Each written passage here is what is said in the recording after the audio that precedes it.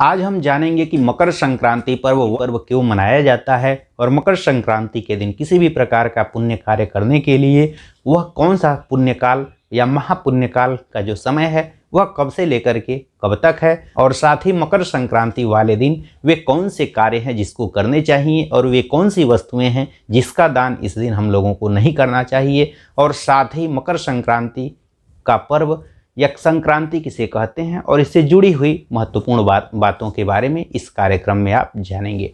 नमस्कार, मैं पंडित राजकुमार दुबे आप सभी का आपके चैनल मिस्ट्री ऑफ धर्मा में स्वागत करता हूं।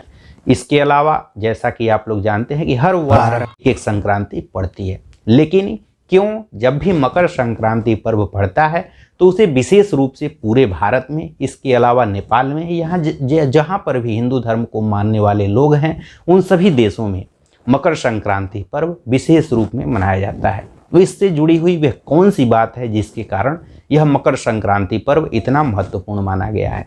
एक कथा के अनुसार जो शनिदेव की राशि होती है मकर और कुंभ राशि, यह दोनों राशियों के स्वामी शनिदेव होते हैं।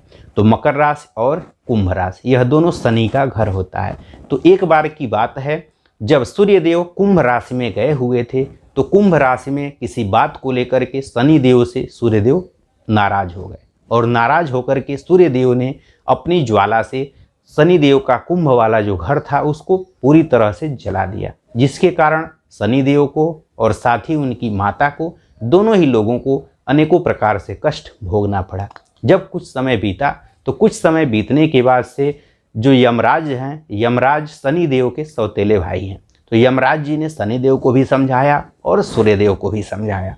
तो समझाने के बाद से जब सूर्यदेव पुनः अपने पुत्र के घर जब वापस दोबारा गए तो उसके बाद शनिदेव ने, उनके यहाँ कुछ भी नहीं बचा था, लेकिन सूर्यदेव चूँकि पिता हैं तो उनके सम्मान के लिए जब वहाँ पर कुछ भी नहीं बचा तो उन्होंने वहाँ पर केवल तिल ही बचा हुआ था।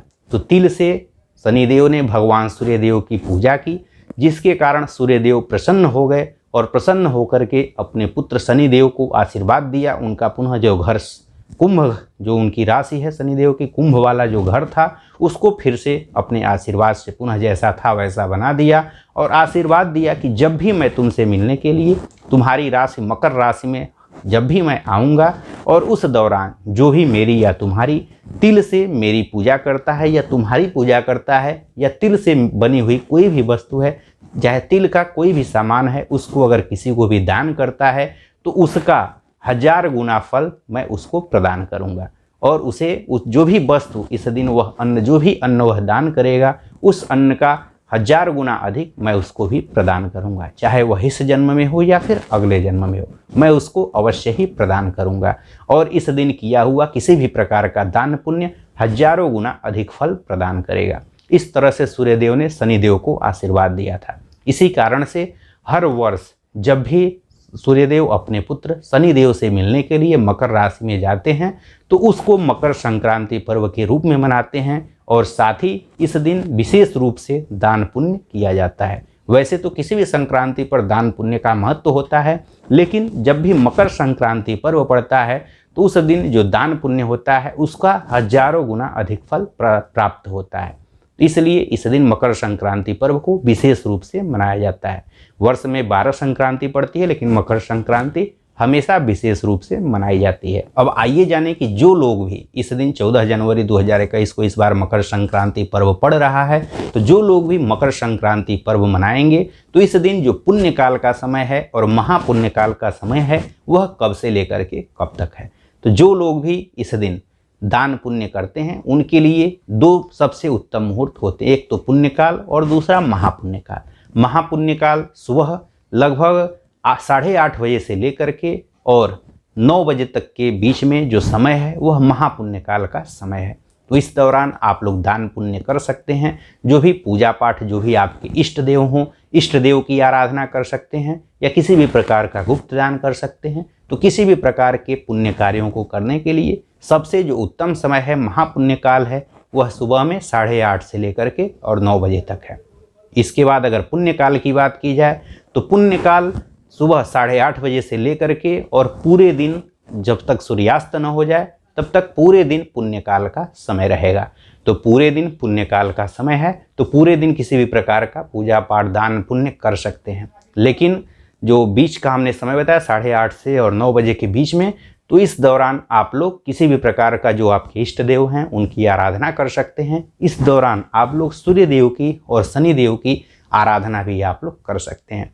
तिल का विशेष रूप से भगवान सूर्य को इस दौरान तिल से पूजा जरूर करें। शनि देव की पूजा जो महापुण्य काल है इस दौरान आप लोग कर सकते हैं। कोई भी जो इष्ट देव आपके होंगे उनके मंत्रों का जाप कर सकते हैं, किसी भी प्रकार का दान पुण्य कर सकते हैं, नहीं तो फिर आप पूरे दिन कभी भी कर सकते हैं।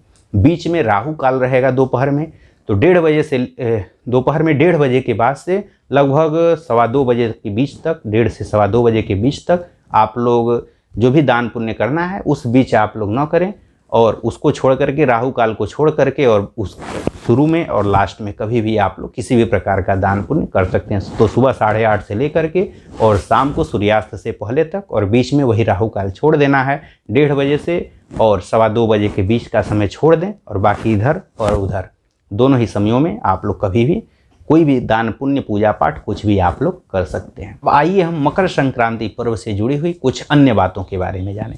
तो मकर संक्रांति के दिन आप लोग जानते होंगे कि मकर संक्रांति का इतना महत्व है कि इसी दिन जो भीष्म पितामह थे, भीष्म पितामह लगातार 3 महीनों तक बाणों की सैया पर सोए रहे और इस दिन का इंतजार करते रहे कि इसी दिन मैं अपना प्राण त्यागूंगा। क्योंकि ऐसी मान्यता है, पुराणों के अनुसार ऐसी मान्यता है कि जब भी सूर्यदेव अगर दक्षिणायन में होते हैं तो उनको अगर मृत्यु की प्राप्ति होती है तो उस व्यक्ति को मोक्ष की प्राप्ति नहीं होती।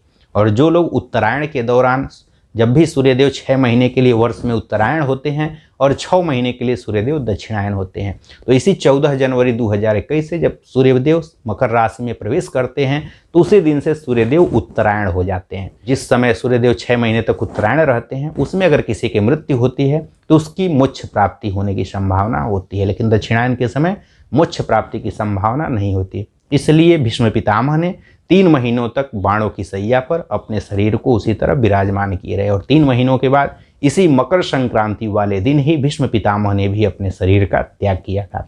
इसीलिए यह दिन विशेष रूप से महत्व रखता है। अब आइए जानें कि इस दिन वे कौन सी वस्तुएं हैं जिनका भूल करके भी दान नहीं करना चाहिए। तो जो लोग भी दान करते हैं तो दान करने वाले लोगों को इस दिन यह जो वस्तुएं हैं इन वस्तुओं का कभी भी दान नहीं करना चाहिए। जैसे कोई भी प्लास्टिक का सामान है तो प्लास्टिक के सामानों का इस दिन आप लोग दान न करें। इसके अलावा बहुत से लोग इस दिन हमने देखा हुआ है कि लोग जा करके और गरीबों में जो अपने पुराने कपड़े होते हैं पुराने कपड़ों का दान करते हैं। तो इस दिन भूल करके भी जो आपके पुराने कपड़े हैं पुराने कपड़ों का दान नहीं करना चाहिए, क्योंकि शनिदेव गरीबों के प्रतीक माने जाते हैं और इस दिन शनिदेव के घर में सूर्यदेव जाते हैं। तो इस दिन कभी भी पुराने कपड़ों को जो भी गरीब लोग हैं उनको दान नहीं करना चाहिए। देना है तो नए कपड़े दीजिए, पुराने कपड़ों का दान भूल करके भी आप लोगों को नहीं करना चाहिए। इसके अलावा इस दिन झाड़ू का दान नहीं करना चाहिए। झाड़ू लक्ष्मी जी का प्रतीक होता है, तो इस दिन भूल करके भी झाड़ू का दान आप लोगों को किसी भी व्यक्ति को नहीं करना चाहिए। किसी भी कोई भी हो उसको झाड़ू आप लोगों को इस दिन नहीं देना चाहिए। इसके अलावा जो मकर संक्रांति पर्व है इस दिन आप लोगों को किसी भी प्रकार का कोई भी धारदार हथियार हो, जैसे चाकू ही हो गया, चाकू का चाहे कोई भी नुकीला सामान हो, उन वस्तुओं को आप लोगों को किसी भी व्यक्ति को दान नहीं करना चाहिए। जैसे बहुत से लोग लोहे के रूप में मान लीजिए कांटी का दान करते हैं, तो कांटी का दान आप लोग इस दिन न करें। चाहे कोई भी जो भी नुकीला सामान हो, चाकू हो, उन वस्तुओं का दान आप लोगों को इस दिन नहीं करना चाहिए। धारदार वस्तुओं का दान नहीं करना चाहिए। इसके अलावा जो भी आपके घर अगर बचा हुआ तेल, पहले से आपने तेल लाया है, आपको उसको यूज कर रहे हैं और उसमें से अगर तेल बच जाता है तो बचे हुए तेल को आप लोगों को इस दिन दान नहीं करना चाहिए। इससे शनिदेव नाराज होते हैं। शनिदेव आपसे नाराज होंगे तो आप लोगों की समस्याएं और अधिक बढ़ जाएंगी। इसलिए शनिदेव से संबंधित जो बचा हुआ तेल है, तो बचा हुआ तेल चाहे पुराना कपड़ा या फिर धारदार कोई भी हथियार हो गया, नुकीला सामान हो गया, उन वस्तुओं को आप लोग किसी भी व्यक्ति को इस दिन दान न दें। दान की तो इस दिन बहुत अधिक महत्ता है, लेकिन इन वस्तुओं का दान आप लोग भूल करके भी न करें। अब आइए जानें कि इस दिन आप लोगों को वे कौन से उपाय हैं जिसको करके आप लोग भगवान सूर्य को प्रसन्न कर सकते हैं और अपने दान से शनि देव को प्रसन्न कर सकते हैं और अपने किए हुए दान से अनंत गुना फल को प्राप्त कर सकते हैं। तो इस दिन आप लोगों को तिल से बनी हुई कोई भी वस्तु है, तिल का आप लोगों को जितना हो सके उतना आप लोगों को दान करना चाहिए। तिल से बनी हुई किसी भी प्रकार की मिठाई है, उन सभी वस्तुओं को दान करना चाहिए।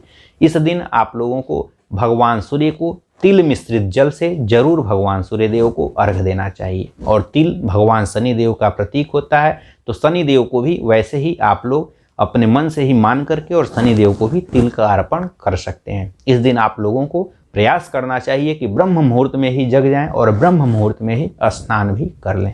और इस दिन स्नान तिल मिश्रित जल से करना चाहिए। जल में आप लोग कुछ तिल डाल दें, पहले से ही जो जल है उसमें तिल आप लोग हल्का सा डाल दें और उसी जल से आप लोगों को स्नान करना चाहिए। तिल को पहले से ही शरीर पर लगा लें, कोई भी काम आप लोग कर सकते हैं। जल में ही तिल थोड़ा सा डाल लें या शरीर पर ही थोड़ा सा तिल लगा लें और उसके बाद स्नान करना चाहिए। तो इस दिन तिल मिश्रित जल से सभी लोगों को स्नान करना चाहिए और प्रयास करना चाहिए कि ब्रह्म मुहूर्त में ही जग जाएं और ब्रह्म मुहूर्त में ही स्नान कर लें। अगर ब्रह्म मुहूर्त में नहीं हो सकता तो जब भी आप लोग जगते हैं तो अपने अनुसार आप लोग इस दिन प्रयास करें कि जितना जल्दी हो सके उतना जल्दी आप लोग स्नान कर लें। इस दिन अगर आप हो सके तो किसी भी तीर्थ स्थल पर अगर आप लोगों को स्नान करने का मौका मिले तो तीर्थ स्थल पर इस दिन स्नान आप लोग कर सकते हैं। तीर्थ स्थल पर अगर स्नान नहीं करना है तो तीर्थ स्थल का जल मिल जाता है तो उससे आप लोग स्नान कर सकते हैं। तो तीर्थ स्थल पर या तीर्थ स्थल के जल से भी इस दिन स्नान का विशेष महत्व है। तो इस दिन आप लोग स्नान जरूर करें। इस दिन जो स्नान नहीं करता है उसको अनेकों प्रकार के कष्ट भोगने पड़ते हैं, उसको अनेकों प्रकार से उसको महापातक दोष लगता है। मकर संक्रांति वाले दिन गर्म पानी से आप लोगों को नहीं नहाना चाहिए। अगर घर पे नहा रहे हैं तो ठीक है नहाइए, लेकिन गर्म पानी से आप लोग इस दिन न नहाइए। रोज नहाते हैं तो नहा लीजिएगा, लेकिन इस दिन आप लोगों को गर्म पानी से नहीं नहाना चाहिए। और साथ ही इस दिन तिल से बनी हुई वस्तुएं हैं उसको आप लोगों को गायों को खिलाना चाहिए। अगर काली गाय मिले तो सबसे बढ़िया है, नहीं तो कोई भी गाय है, किसी भी गाय को आप लोगों को तिल का जो लड्डू आपके घर बनता हो तो तिल की लड्डू आप गाय को खिला सकते हैं। मछलियों को खिलाने के लिए छोटा छोटा आप लोग लेते जाइए और उसको मछलियों को जहाँ पर भी मछलियाँ हो तालाब में पोखरे में वहाँ पर मछलियों को डाल सकते हैं, जिससे शनि देव प्रसन्न होते हैं। गाय को खिला सकते हैं, गाय को भी खिलाने से सूर्य देव और साथ ही शनि देव भी प्रसन्न होंगे, तो गाय को भी आप खिला सकते हैं। इसके अलावा ब्राह्मणों को दान से दे सकते हैं या कोई भी ज़रूरतमंद है ज़रूरतमंदों को आप दान दे सकते हैं। इस दिन अनाज का आप लोग दान कर सकते हैं और आप लोग तिल का दान जरूर करें।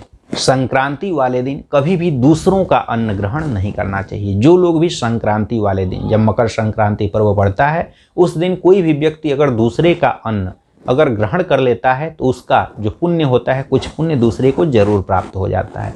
वो जाने अनजाने में अपने आप अगर किसी भी तरह से दूसरे का अन्न अगर आप लोग इस दिन ग्रहण करते हैं तो आपका पुण्य ऑटोमेटिक दूसरे में ट्रांसफ़र हो जाता है। तो कुछ पुण्य दूसरे को इस दिन जरूर लगता है। इसलिए अगर आप लोग दूसरे को पुण्य इस दिन नहीं देना चाहते हैं तो दूसरे का आप लोग इस दिन अन्न ग्रहण न करें। इस दिन अगर सूर्य देव को प्रसन्न करना है तो तांबे के बर्तन का, फिर गुड़ का, तिल का, इन वस्तुओं का आप लोगों को दान करना चाहिए। शनि देव को भी प्रसन्न करना है तो शनि देव के लिए भी गुड़ हो गया, तिल हो गया, काला तिल है, या फिर घी हो गया, घी का दान करें। इसके अलावा लोहे की वस्तुओं का दान करें या कोई भी कपड़ा हो गया, कपड़े का दान आप लोग कर सकते हैं।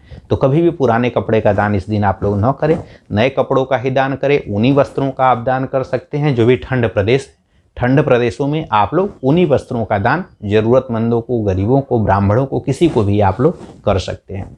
तो इस दिन अन्न का, गुड़ का, जो घी है घी का, तांबे के बर्तनों का और साथ ही लोहे का भी आप लोग दान इस दिन कर सकते हैं। या जो भी पात्र होते हैं पात्रों का दान कर सकते हैं, नए वस्त्रों का दान कर सकते हैं, गर्म वस्त्रों का दान कर सकते हैं। जो भी वस्तुएं आपको दान करनी है वह ज़रूरतमंदों को या किसी भी व्यक्ति को दान आप लोग कर सकते हैं। इस दिन आप लोग गुप्त दान भी कर सकते हैं। गुप्त दान का अनंत फल प्राप्त होता है। तो गुप्त दान आप लोग करें, जो भी दान करें वह किसी को भी न बताएं। जब भी भगवान सूर्यदेव अपने पुत्र शनि के घर मकर राशि में उनसे मिलने के लिए जाते हैं, इसी दिन से शिशिर ऋतु की शुरुआत होती है। इसी दिन से सूर्यदेव उत्तरायण होना चालू हो जाते हैं, उत्तरायण की शुरुआत हो जाती है। और साथ ही इस दिन से जितने भी प्रकार के जो खरमास होता है, खरमास की समाप्ति हो जाती है और शुभ कार्यों की शुरुआत हो जाती है। लेकिन इस वर्ष 2021 में शुक्र के अस्त होने के कारण जो मांगलिक कार्य हैं, इस समय मांगलिक कार्य बंद होंगे। नहीं तो इस समय उत्तरायण होने के दौरान जो मांगलिक कार्य हैं वह प्रारंभ हो जाते हैं, लेकिन शुक्र अस्त होने के कारण इस समय मांगलिक कार्य नहीं हो पाएंगे। इस मकर संक्रांति वाले दिन लोगों को भगवान श्री सत्यनारायण की भी पूजा करनी चाहिए। भगवान नारायण की भी पूजा का इस दिन विशेष महत्व होता है। भगवान शिव की पूजा का विशेष महत्व होता है।